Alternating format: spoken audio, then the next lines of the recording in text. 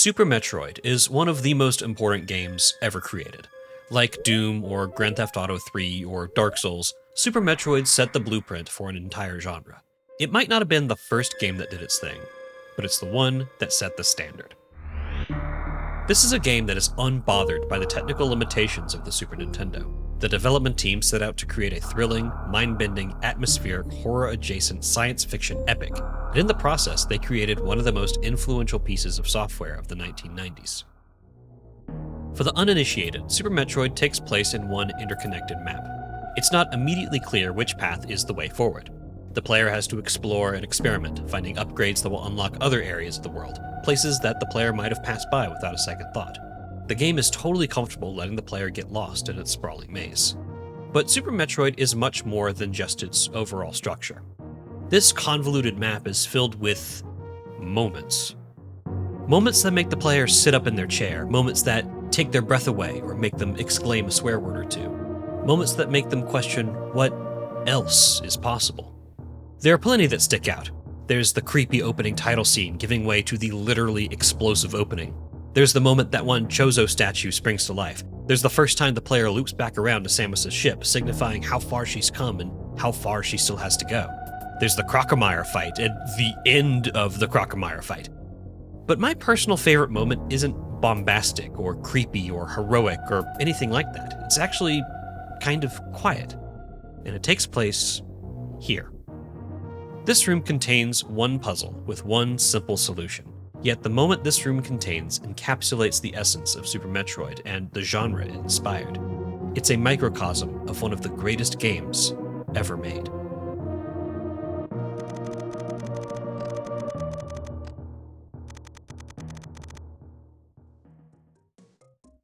In order to get to this room's punchline, we'll need a bit of setup.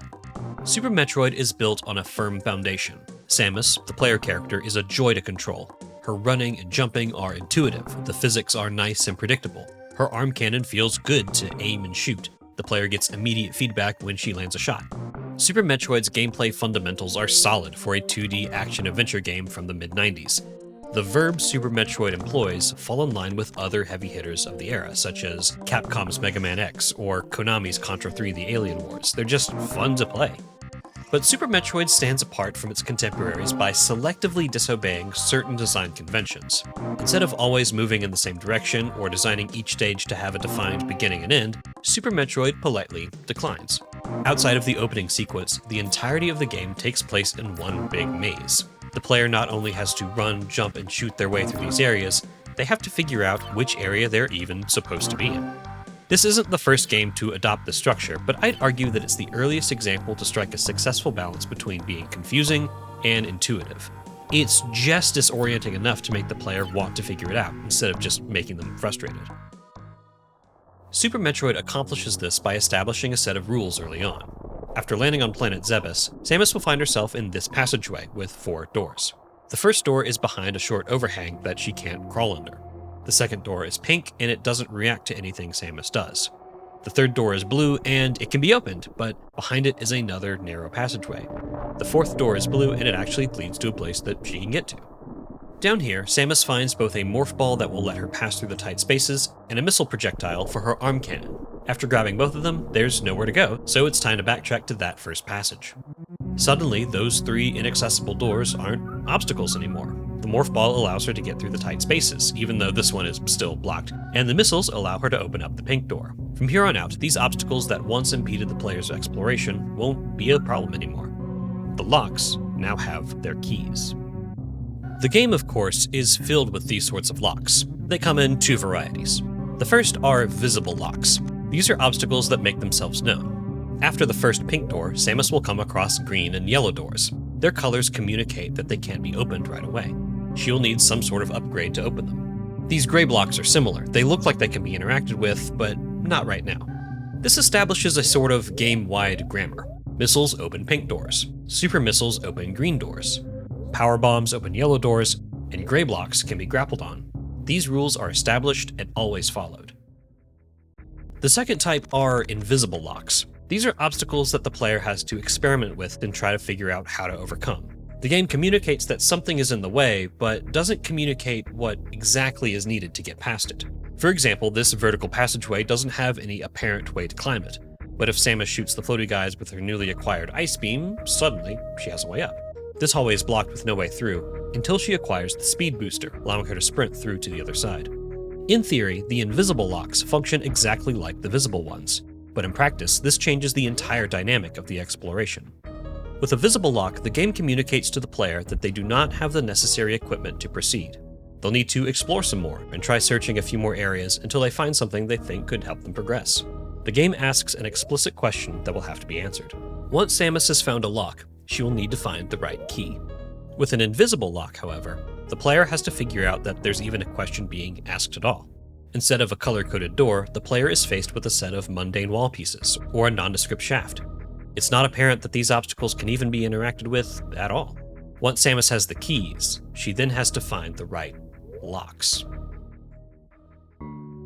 Thankfully, Super Metroid does help out in this regard. By hitting a wall with a Morph Ball bomb, the wall will be replaced with a tile. Wait, you just need a power bomb? Okay, sure.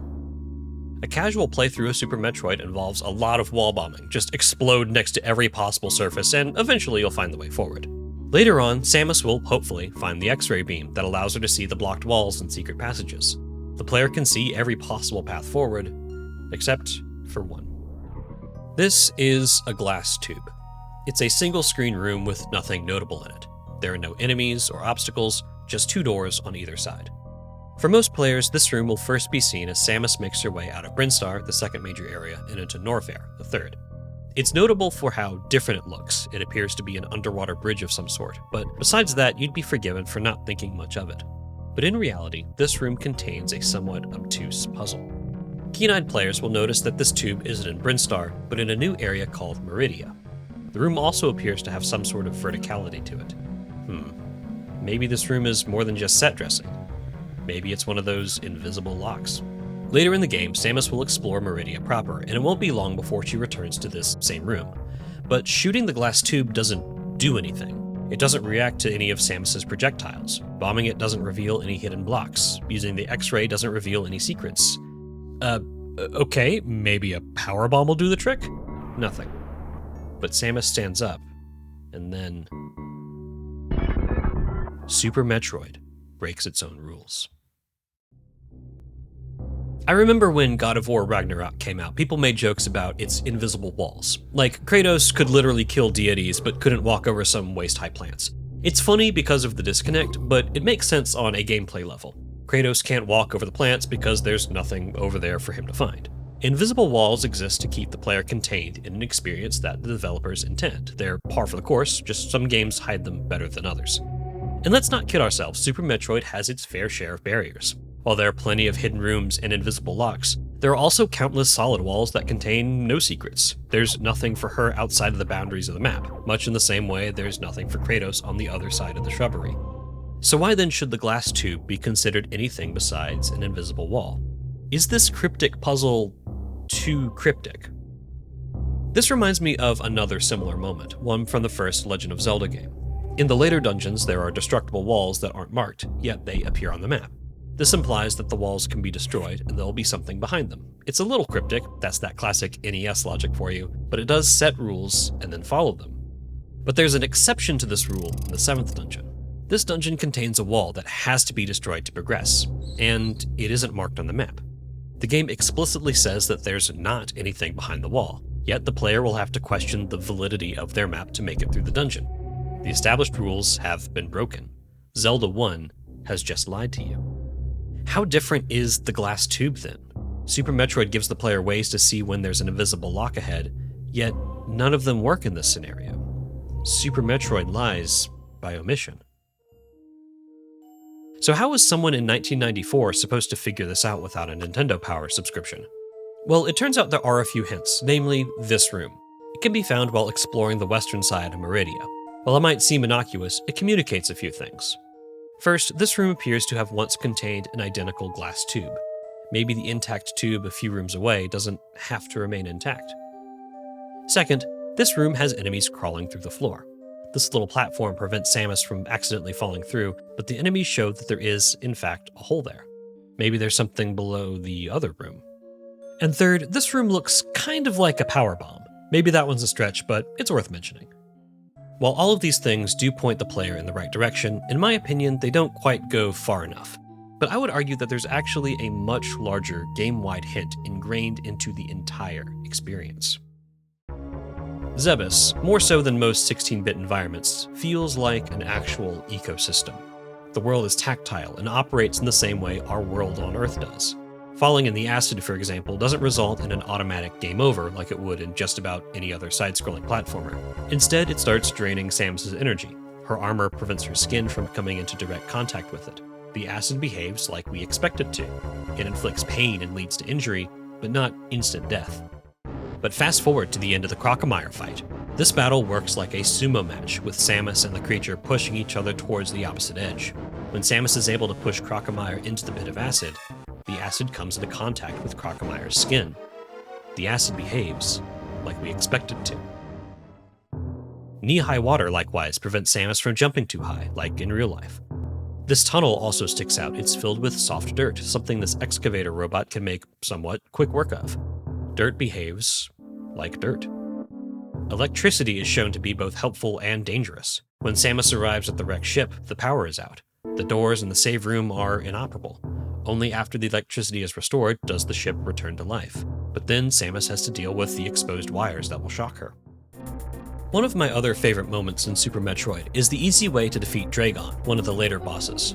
The standard way is to stand on the ground and shoot her with everything you've got, but she's quite the damage sponge and her attacks are pretty hard to avoid.